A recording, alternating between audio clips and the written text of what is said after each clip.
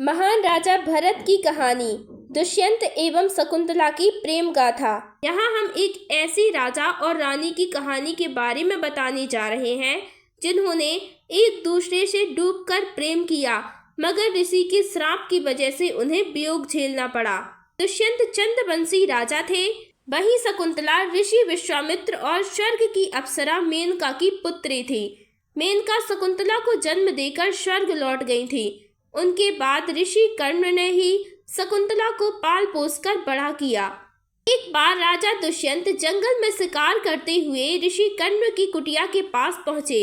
उन्होंने वहां शकुंतला को देखा तो उसके रूप से मोहित हो गए और उस वक्त ऋषि कर्ण लंबी यात्रा पर गए थे। शकुंतला ने राजा का आदर सत्कार किया।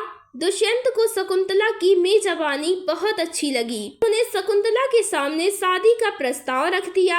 एक राजा को अपने प्रेम में पड़ता देख शकुंतला भी शर्मा गई। उन्होंने दुष्यंत का प्रस्ताव स्वीकार कर लिया। इसके बाद दोनों ने गंधर्व विवाह किया और संबंध बनाए। चूंकि ऋषि कर्ण कुटिया में नहीं थे, इसलिए शकुंतला ने कहा कि वह अपने पिता तुल्य ऋषि की अनुमति के बिना उनके साथ नहीं आएगी। इसके बाद राजा दुष्यंत ने शकुंतला को ऋषि कर्ण के आने के बाद राजमहल में आने के लिए कहकर वहां से चल दिए। शकुंतला गर्भवती हो गई। जैसे जैसे दिन बीतते गए, वह हर पल सिर्फ दुष्यंत के ख्यालों में खोई रहती। एक बार महर्षि दुर्वासा ऋषि कर्ण से मिलने उनकी कुटिया में आए। शकुंतला वहां अकेली थी।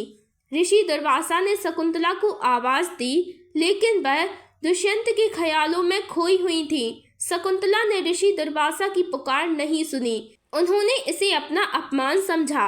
पौराणिक काल में ऋषि दुर्वासा अपने क्रोध के लिए जाने जाते थे। उन्होंने शकुंतला को श्राप दे दिया कि जिस व्यक्ति के ख्वाब में डूबकर ऋषि का अपमान किया है, एक दिन वह उसे भूल जाएगा। ऋषि कर्ण जब यात्रा से लौटे तो शकुंतला ने गंधर्व विवाह की बात उन्हें बताई।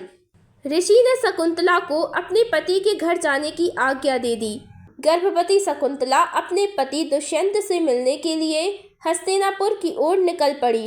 रास्ते में नदी पार करते समय शकुंतला की सोने की अंगूठी पानी में गिर गई। अंगूठी राजा दुष्यंत ने शकुंतला को प्रेम की निशानी के तौर पर दी थी।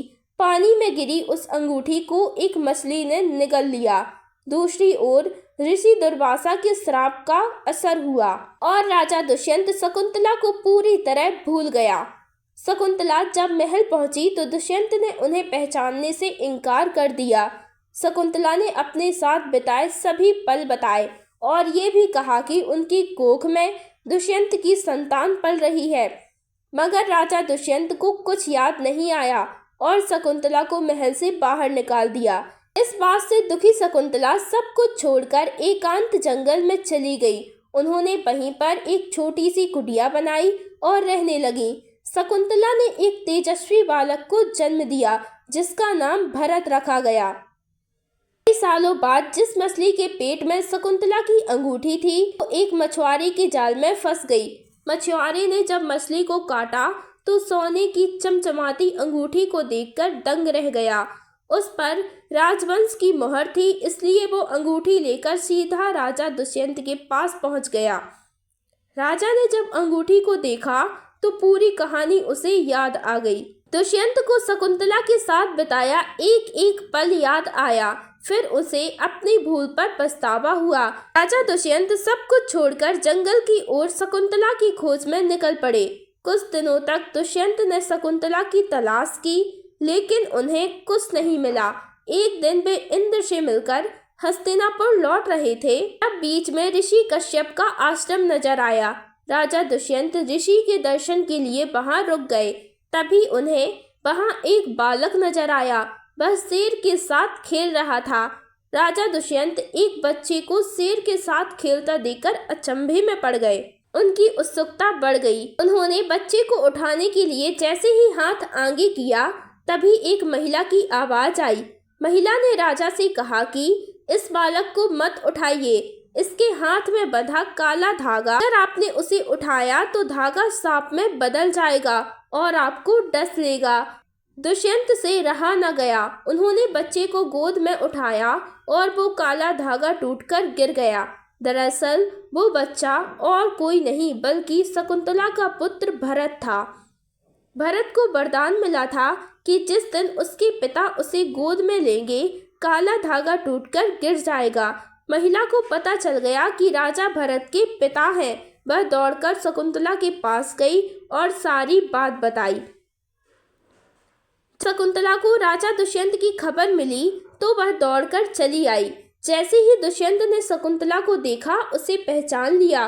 दुष्यंत ने शकुंतला से माफी मांगी और उन्हें अपने साथ हस्तिनापुर चलने के लिए कहा। शकुंतला ने भी उन्हें माफ कर दिया और भरत के साथ महल की ओर चल दी। इस तरह शकुंतला और दुष्यंत का फिर से मिलन हुआ और दोनों अपने राज्य में खुशहाल जिंदगी जीने लगे। आगे चलकर भरत ने सत्ता संभाली और अपने पराक्रम का परचम दिया। कहा जाता है कि हमारे देश का नाम भारत इसी सम्राट भरत के नाम पर पड़ा था। दोस्तों, कहानी पसंद आई हो तो वीडियो को लाइक करें, चैनल को सब्सक्राइब करें। धन्यवाद।